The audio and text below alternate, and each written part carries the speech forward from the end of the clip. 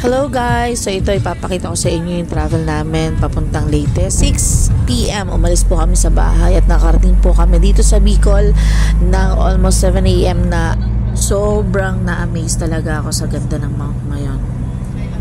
Nakarating kami ng Matnog almost 9:30, wala pa kaming breakfast niyan. Ayan, kung makikita nyo po yung mga bus, ito po yung port papunta ng Allen. Ito po yung Matnog Port.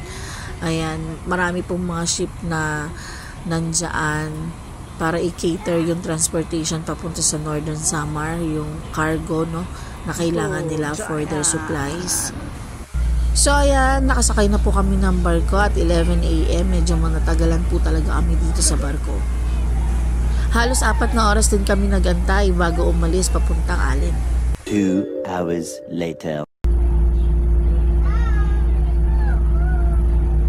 After 2 hours ng biyahe namin by sea at nakarating na po kami sa Allen at narinig niyo yung aming parrot. Medyo masaya na siya kasi malapit na naman kami bumiyahe papunta sa road to endless road.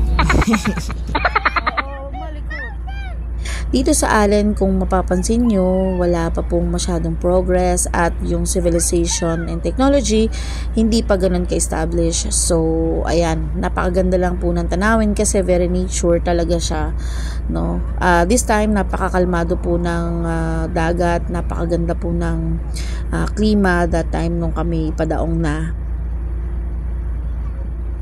Ano, pilay ka na naman.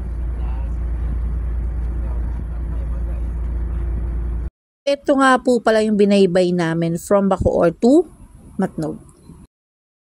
So from here sa Allen, almost 10.5 hours pa namin binahe papunta sa Kalubian, Leyte. And siguro mag-aalas 12 na rin ng dating gabi kami nakarating doon at hindi namin alam talaga mga pinagdaanan namin ng mga oras na yun. So hanggang sa susunod, see you, bye!